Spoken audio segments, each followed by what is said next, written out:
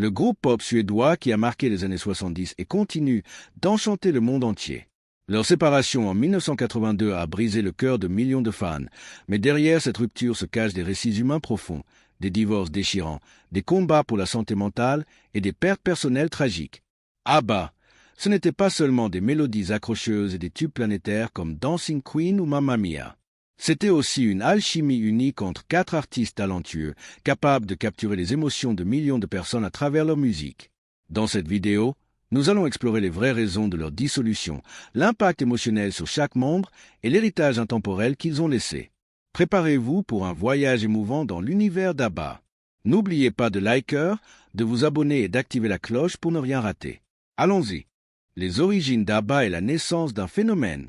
L'histoire d'ABBA commence à Stockholm, en Suède, au début des années 70, mais ses racines remontent à la scène musicale suédoise des années 60.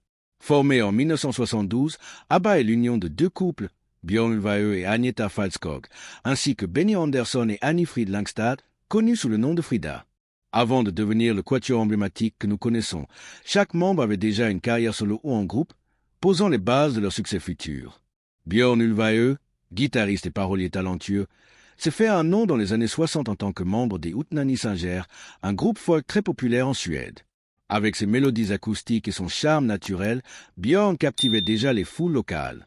De son côté, Benny Andersson, claviériste virtuose, était une star au sein des Hepstars, souvent surnommés les Beatles suédois, pour leur popularité et leur énergie. Les Hepstars reprenaient des succès internationaux tout en créant leurs propres chansons, ce qui leur valut une solide réputation dans les classements suédois. C'est en 1966 que Björn et Benny se rencontrent lors d'une tournée. Leur connexion est immédiate, non seulement sur le plan personnel, mais aussi artistique. Ils commencent à écrire des chansons ensemble, partageant une passion pour l'expérimentation musicale. Leur collaboration devient rapidement un terrain fertile pour des idées novatrices, mêlant pop, folk et influence internationale. Pendant ce temps, Agneta Fältskog, avec sa voix douce et mélodieuse, s'impose comme une étoile montante de la pop suédoise.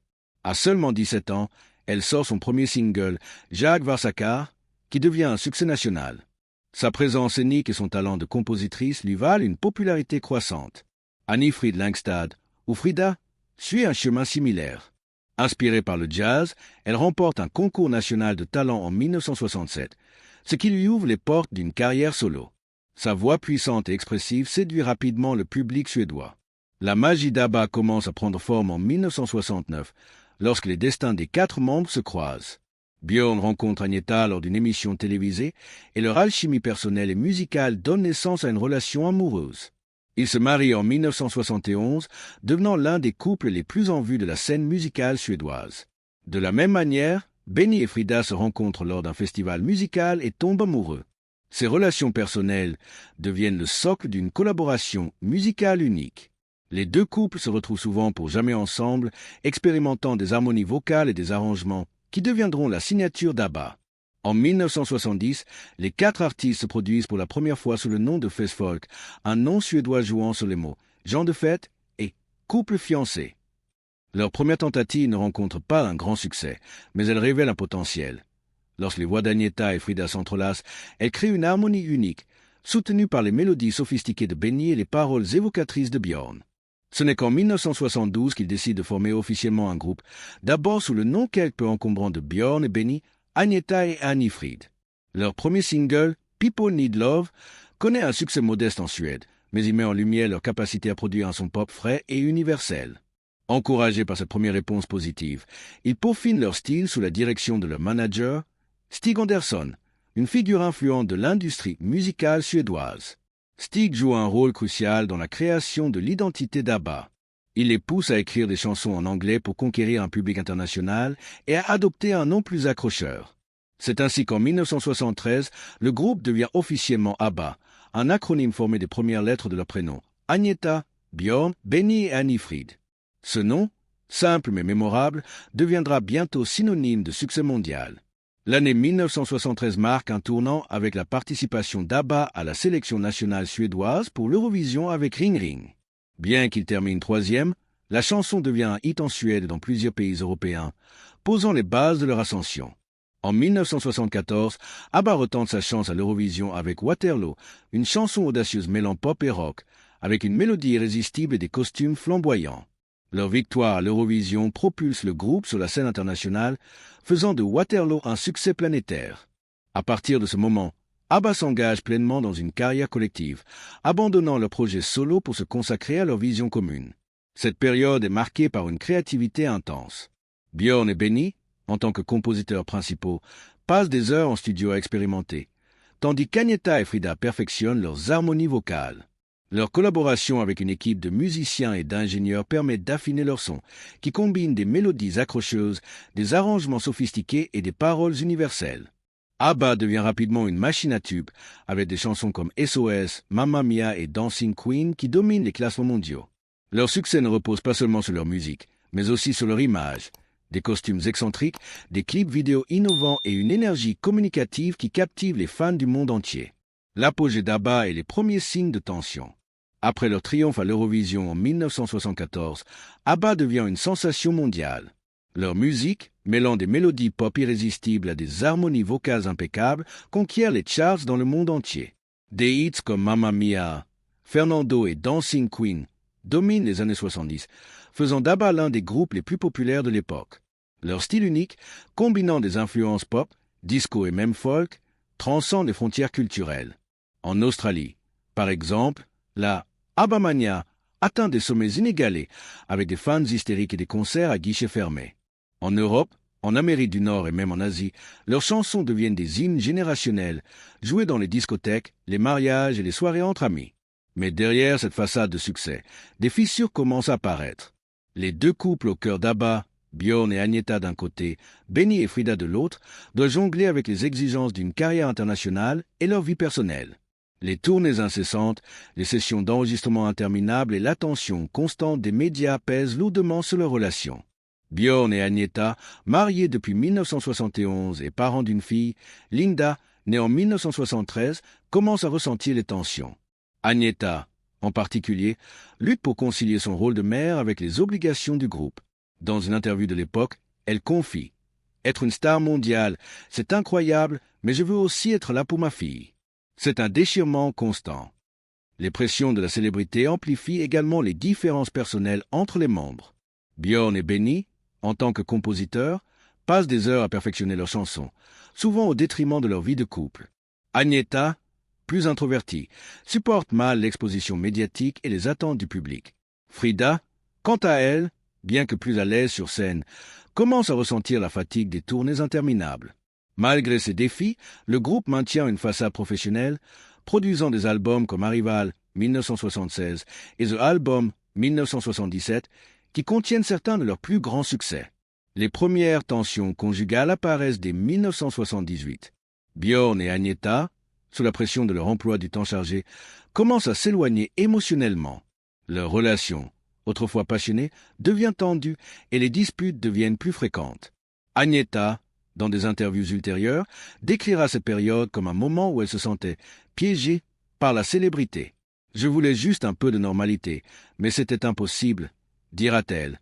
En 1979, leur mariage s'effondre et ils divorcent officiellement, une décision qui secoue non seulement leur vie personnelle, mais aussi la dynamique du groupe. Benny et Frida, bien que mariés plus tard, en 1978, ne sont pas épargnés par les tensions. Leur relation, marquée par une complicité musicale évidente, commence à souffrir des mêmes pressions. Les tournées mondiales, les attentes des fans et les longues heures en studio laissent peu de place à leur vie de couple. Frida, comme Agnetha, ressent le poids de la célébrité, et les deux femmes partagent des moments de vulnérabilité où elles se confient sur leur lutte. Dans une interview de 1980, Frida avoue « Parfois, j'avais l'impression de jouer un rôle, de ne plus être moi-même. La scène était un refuge, mais en dehors, c'était le chaos. » Musicalement, cette période de tension se reflète dans les chansons d'ABBA. Des titres comme The Winner Takes It All 1980 et Knowing Me, Knowing You 1977 capturent la douleur des ruptures et des relations brisées. Agnetha, qui interprète The Winner Takes It All, met tout son cœur dans la performance et beaucoup de fans y perçoivent une confession personnelle. Björn, qui a écrit les paroles, admettra plus tard que la chanson était inspirée par son divorce avec Agnetha. « C'était ma façon de dire ce que je ressentais, sans le dire directement », expliquera-t-il. Malgré ces défis, ABBA continue de produire des albums à succès, comme Super Troopé 1980 et The Visitor 1981. Ces albums montrent une évolution dans leur style, avec des sonorités plus matures et des thèmes plus introspectifs. Cependant, les sessions d'enregistrement deviennent de plus en plus tendues. Les membres, autrefois unis par une amitié et une vision commune, commencent à se sentir comme des collègues plutôt que comme une famille. Les harmonies vocales, qui étaient le cœur du son d'ABBA, restent impeccables, mais l'énergie collective s'essouffle. La dissolution d'ABBA et les luttes personnelles. En 1981, les tensions au sein d'ABBA atteignent un point de rupture. Les divorces de Björn et Agnetha, 1979, et de Benny et Frida, 1981, laissent des cicatrices émotionnelles profondes. Ces ruptures, bien que personnelles, affectent directement la dynamique du groupe. Les sessions d'enregistrement pour leur dernier album, The Visitor, sont marquées par une atmosphère pesante. Les chansons de cet album, comme One of Us et When All Is Said and Done, reflètent la douleur et la résignation des membres face à la fin de leur mariage, par extension, de leur collaboration. Agnetha, en particulier, traverse une période sombre. Elle lutte contre la dépression et l'anxiété, exacerbées par la pression médiatique et la fin de son mariage. Dans des interviews ultérieures, elle décrira cette période comme un « trou noir émotionnel ». Je me sentais vide, comme si j'avais tout perdu, confiera-t-elle. Frida, de son côté, fait face à ses propres défis. Après son divorce avec Benny, elle se sent déracinée, cherchant un sens à sa vie en dehors d'ABBA. Les deux femmes, qui partageaient une amitié étroite, trouvent du réconfort l'une auprès de l'autre, mais cela ne suffit pas à maintenir la cohésion du groupe. Björn et Benny, bien que profondément affectés par leur divorce, canalisent leur énergie dans la création musicale. Cependant, même leur passion pour la musique ne peut combler le fossé émotionnel qui se creuse entre les membres. Les sessions d'enregistrement de 1982, pour des chansons comme The Day Before You Come et Under Attack, sont marquées par un sentiment d'adieu implicite. Bien que le groupe n'annonce jamais officiellement sa séparation, il devient clair pour tous que leur temps ensemble touche à sa fin. En 1982, ABBA se sépare discrètement, laissant les fans dans l'incertitude. Contrairement à d'autres groupes qui annoncent des ruptures spectaculaires, ABBA choisit de s'éclipser sans fanfare. Cette décision reflète leur volonté de préserver leur héritage et d'éviter les drames publics. Cependant, pour les fans, cette fin abrupte est déchirante. Les médias spéculent sur les raisons de la séparation, pointant du doigt les divorces et les tensions internes, mais les membres restent discrets, préférant se concentrer sur leurs projets individuels. Les chemins individuels et les tragédies personnelles. Après la dissolution d'ABBA, chaque membre prend un chemin différent, marqué par des succès, mais aussi par des défis personnels. Björn et Benny continuent de collaborer, se tournant vers des projets ambitieux comme la comédie musicale Chess 1986 et, plus tard, Mamma Mia 1999, qui redonne vie aux chansons d'ABBA. Ces projets rencontrent un succès retentissant, consolidant leur réputation de compositeurs de génie. Björn se remarie avec Lena Kalergiö en 1981 et trouve une stabilité familiale, tandis que Benny, après son mariage avec Mona Nörkli, explore des projets musicaux plus personnels, comme le Benny Andersson Band. Pour Agnetha et Frida, la transition est plus difficile. Agnetha, en proie à la dépression, se retire largement de la scène publique. Elle sort quelques albums solo, mais aucun n'atteint le succès d'ABBA. Sa lutte contre la santé mentale devient un combat central de sa vie, et elle se consacre à ses enfants, cherchant du réconfort dans sa vie familiale. Frida, quant à elle, connaît des tragédies dévastatrices, la perte de sa fille dans un accident de voiture en 1998 et la mort de son mari, le prince Rusorus, en 1999. Ces événements plongent Frida dans une profonde douleur et elle se retire également des projecteurs, cherchant la paix en Suisse.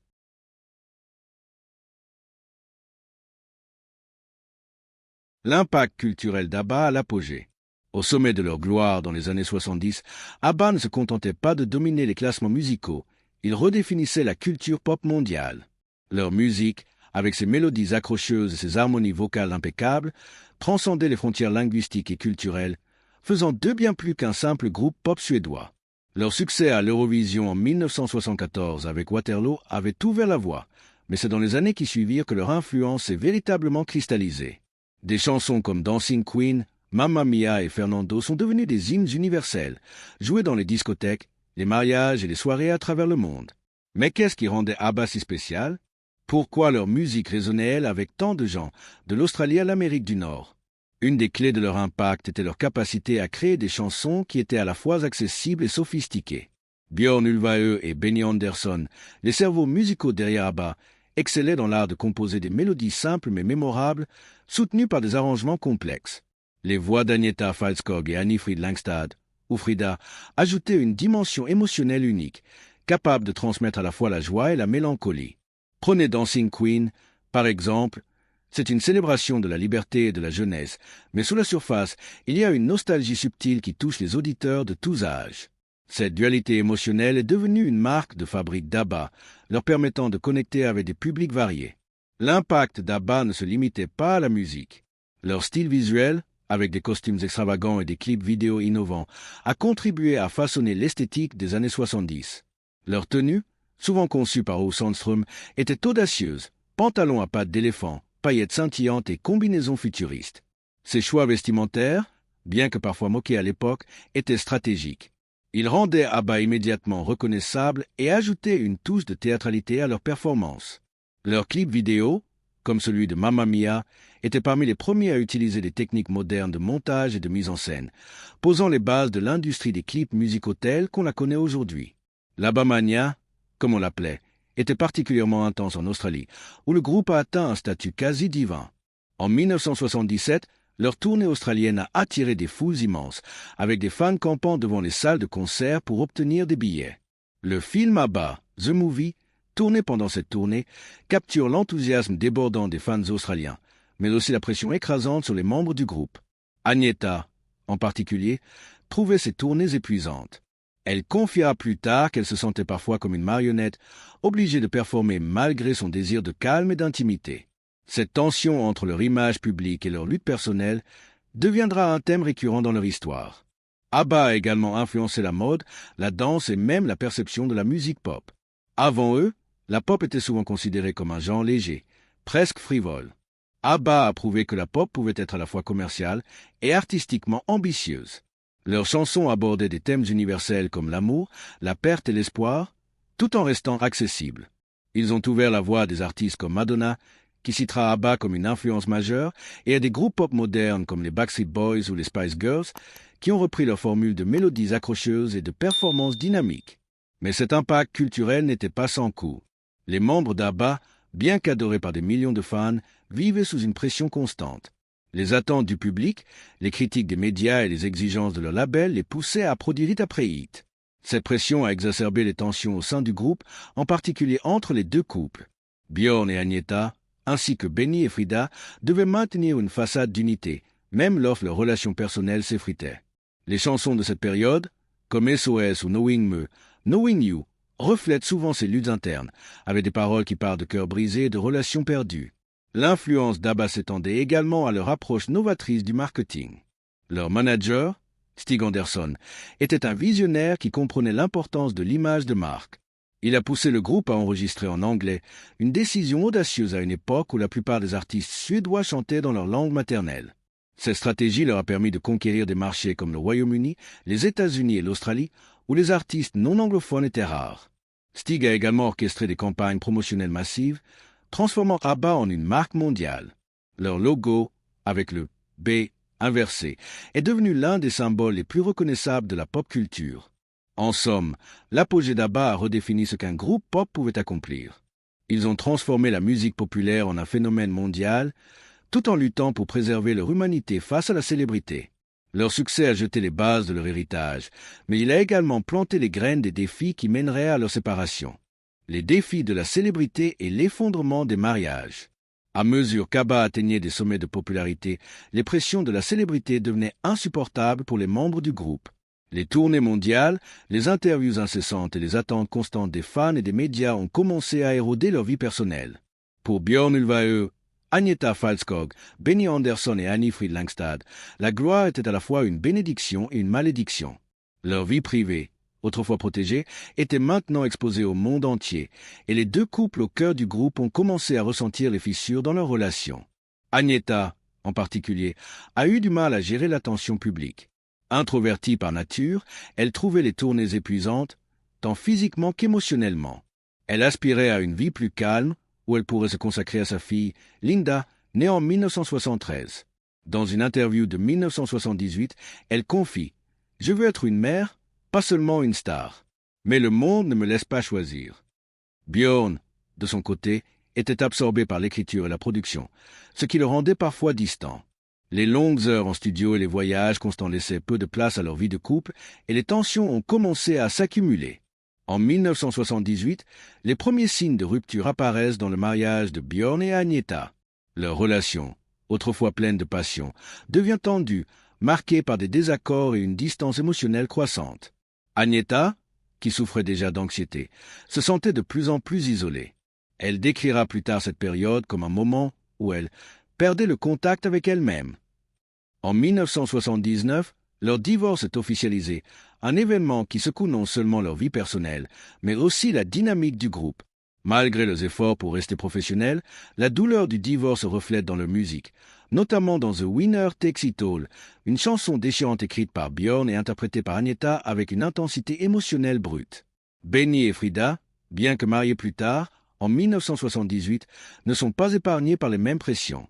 Leur relation, qui avait commencé par une complicité musicale et personnelle, commence à s'effriter sous le poids des tournées et de la célébrité. Frida, bien qu'à l'aise sur scène, ressentait le fardeau de devoir toujours performer, même dans les moments de doute personnel. Dans une interview de 1980, elle confie « Il y avait des jours où je me sentais comme une coquille vide. La scène était ma maison, mais en dehors, je ne savais plus qui j'étais. » Les longues périodes de séparation dues aux engagements du groupe ont exacerbé les tensions, et en 1980, Benny et Frida se séparent, suivi d'un divorce en 1981. Ces ruptures conjugales ont un impact profond sur la dynamique d'ABBA. Les sessions d'enregistrement deviennent de plus en plus tendues, avec des silences inconfortables et une perte de l'alchimie qui avait autrefois défini le groupe. Les chansons de cette période, comme One of Us ou When All Is Said and Done, capturent la douleur des séparations et la résignation face à la fin d'une époque. Les fans, bien qu'ignorant les détails, commencent à ressentir un changement dans l'énergie du groupe, avec des performances qui, bien que toujours impeccables, manquent de la chaleur des années précédentes. La célébrité, bien qu'elle ait propulsé ABBA au sommet, a également révélé les fragilités humaines de ses membres. Les attentes constantes, combinées aux défis personnels, ont rendu difficile pour le groupe de maintenir leur unité. Ces luttes, bien que cachées derrière des sourires sur scène, ont joué un rôle clé dans la dissolution d'ABBA en 1982. La fin silencieuse d'ABBA et les réactions des fans. En 1982, ABBA se sépare sans tambour ni trompette, une décision qui surprend et dévaste leurs fans à travers le monde. Contrairement à d'autres groupes qui annoncent leur rupture avec des déclarations publiques ou des conflits médiatisés, ABBA choisit une approche discrète. Après l'enregistrement de leur dernière chanson, The Day Before You Came et Under Attack, les membres décident tacitement de mettre fin à leur collaboration. Il n'y a pas de communiqué officiel, pas de grande annonce. Pour les fans, cette fin abrupte est d'autant plus douloureuse qu'elle laisse place à des spéculations et à un sentiment d'inachevé. Les raisons de cette séparation silencieuse sont complexes. Les divorces de Björn et Agneta, ainsi que de Benny et Frida, ont laissé des cicatrices émotionnelles qui rendaient difficile la poursuite de leur travail ensemble. Les sessions d'enregistrement pour leur dernier album, The Visitor, étaient marquées par une atmosphère pesante, avec des membres qui luttaient pour maintenir une façade professionnelle. Agneta, en particulier, était épuisée par les années de pression et d'exposition publique. Dans une interview de 1982, elle confie « J'avais besoin de retrouver ma vie, de me recentrer. ABBA était tout pour moi, mais ça me consumait. » Les fans, qui avaient suivi le groupe avec passion, ressentent cette séparation comme une trahison. Dans les années 70, ABBA était plus qu'un groupe. C'était une famille musicale pour des millions de personnes. Leurs chansons accompagnaient les moments de joie, d'amour et de nostalgie. La nouvelle de leur dissolution, bien qu'officieuse, déclenche une vague de tristesse et de nostalgie. Les journaux musicaux de l'époque, comme Rolling Stone ou Melody Maker, spéculent sur les causes, pointant du doigt les divorces et les tensions internes, mais les membres restent discrets, préférant protéger leur vie privée. Cette période marque également un tournant dans l'industrie musicale. Les années 80 apportent de nouveaux genres, comme le New Wave et le Synth-Pop, et certains critiques commencent à considérer ABBA comme un vestige des années 70. Pourtant, leur influence persiste, avec des artistes qui s'inspirent de leur mélodie et de leur approche de la pop. Les fans, quant à eux, refusent d'oublier. Des clubs de fans se forment à travers le monde, organisant des soirées ABBA et maintenant la flamme de leur musique. Les compilations comme ABBA Gold, sorties dans les années 90, deviendront des best-sellers, prouvant que leur popularité ne faiblit pas. Pour les membres d'ABBA, cette séparation est à la fois un soulagement et une perte. Björn et Benny trouvent refuge dans de nouveaux projets, tandis qu'Agnetha et Frida cherchent à redéfinir leur identité en dehors du groupe. Mais pour les fans, la fin d'ABBA laisse un vide qui ne sera jamais comblé jusqu'à leur retour inattendu des décennies plus tard. Les carrières solo et les nouveaux horizons. Après la dissolution d'ABBA, les 4 membres prennent des chemins différents, chacun cherchant à se réinventer en dehors du groupe qui les a rendus célèbres. Pour Björn Ulvaeus et Benny Andersson, la transition est relativement fluide. Les 2 hommes, qui ont toujours été les moteurs créatifs d'ABBA, se tournent vers de nouveaux projets ambitieux. Ils collaborent sur la comédie musicale Chess qui voit le jour en 1986 et rencontre un succès notable dans le West End de Londres. Avec des chansons comme One Night in Bangkok, Chess prouve que leur talent de compositeur transcende le cadre d'ABBA. Dans les années 90, ils se lancent dans un autre projet monumental, Mamma Mia, une comédie musicale basée sur les chansons d'ABBA. Ouverte à Londres en 1999, elle devient un phénomène mondial, adaptée en film en 2008 avec des stars comme Meryl Streep et Pierce Brosnan. Björn, après son divorce avec Agnetha, trouve une stabilité personnelle avec son nouveau mariage en 1981 avec Lena Kallergieu. Cette stabilité lui permet de se concentrer sur ses projets créatifs, tout en restant impliqué dans la gestion de l'héritage d'ABBA. Benny, de son côté, explore des projets plus personnels, comme le Benny Andersson Band, où il revisite ses racines folk et jazz. Il compose également pour le cinéma et la télévision, prouvant sa polyvalence musicale. Leur implication dans Mamma Mia et d'autres projets leur permet de rester connectés à l'héritage d'ABBA, tout en explorant de nouvelles avenues. Pour Agnetha et Frida, la transition est plus difficile. Agnetha, marquée par son divorce et ses luttes avec la santé mentale, se retire largement de la scène publique. Elle sort quelques albums solo dans les années 80, comme Wrap Your Arms Around Me, 1983, mais aucun n'atteint le succès d'ABBA. Elle se consacre à ses enfants, Linda et Christian, et cherche du réconfort dans une vie plus privée. Sa dépression, qu'elle décrira comme un trou noir, l'éloigne des projecteurs et elle devient presque recluse, évitant les médias et les apparitions publiques. Frida, quant à elle, tente de poursuivre sa carrière solo avec des albums comme Something Is Going, 1982, produit par Phil Collins. Le single In Knows There's Something Going on connaît un succès modéré, mais Frida ne retrouve jamais la gloire d'ABBA. Les tragédies personnelles marquent sa vie post-ABBA, la perte de sa fille, Anne-Liselotte Fredriksson, dans un accident de voiture en 1998, et la mort de son mari, le prince Rusorus, en 1999, la plonge dans une profonde douleur. Elle s'installe en Suisse, cherchant la paix loin des projecteurs. Malgré ces défis, les 4 membres continuent de porter l'héritage d'ABBA, chacun à sa manière. Leurs chemins individuels reflètent leur résilience, mais aussi les cicatrices laissées par la célébrité et les épreuves personnelles. Le retour d'ABBA est l'héritage intemporel. En 2018, après plus de 35 ans de silence, ABBA surprend le monde entier en annonçant un retour inattendu. 2 nouvelles chansons, Isti a Fettin You et Don't Shut Maître Down, sont enregistrées pour un projet révolutionnaire, Voyage, un album et une tournée virtuelle utilisant des avatars 3D. Ce retour, loin d'être une simple réunion nostalgique, est un témoignage de la résilience et de la complicité des 4 membres. Malgré les années, les divorces et les tragédies, ils retrouvent leur alchimie, prouvant que la magie d'ABBA est toujours là. L'histoire d'ABBA est un voyage extraordinaire, mêlant triomphes musicaux, luttes personnelles et un héritage qui continue d'inspirer. Leur séparation en 1982, marquée par des divorces et des défis émotionnels, a brisé le cœur des fans, mais leur musique n'a jamais cessé de résonner. De Waterloo à Dancing Queen, leurs chansons ont accompagné des générations, évoquant des souvenirs de joie, d'amour et de nostalgie. Leur retour en 2021 avec Voyage et leur tournée virtuelle a prouvé que l'alchimie d'ABBA est intemporelle, même après 4 décennies. Ce projet, loin d'être une simple réunion, était un hommage à leurs fans et à leur propre histoire. L'influence d'ABBA s'étend bien au-delà de la musique. Ils ont redéfini la pop, influençant des artistes et des genres à travers les décennies. Mamma Mia, la comédie musicale et le film, a ramené leurs chansons dans les salles de théâtre et les cinémas, touchant une nouvelle génération. Leur logo, leurs costumes et leur approche novatrice des clips vidéo ont laissé une empreinte durable sur la culture populaire. Mais ce qui rend ABBA vraiment spécial, c'est leur capacité à capturer des émotions universelles, qu'il s'agisse de la joie débordante de Dancing Queen ou de la douleur déchirante de The Winner Takes It All. Pour Björn, Benny, Agnetha et Frida, ABBA était plus qu'un groupe. C'était une famille, avec ses hauts et ses bas. Leur lutte personnelle, des divorces aux tragédies, nous rappellent qu'ils étaient humains, confrontés aux mêmes défis que nous tous. Leur résilience, en revenant après tant d'années pour créer Voyage, est une source d'inspiration. Ils ont montré que, même après des épreuves, il est possible de retrouver la joie et la créativité. Alors, quelle est votre chanson préférée d'ABBA? A-t-elle une histoire particulière dans votre vie? Partagez vos souvenirs dans les commentaires, car c'est ça, la magie d'ABBA. Leur musique crée des liens à travers le temps et les générations. Si vous avez aimé cette plongée dans leur histoire, n'oubliez pas de liker la vidéo, de vous abonner et d'activer la cloche pour ne rien rater. Merci de m'avoir accompagné dans ce voyage et à bientôt pour plus d'histoires passionnantes.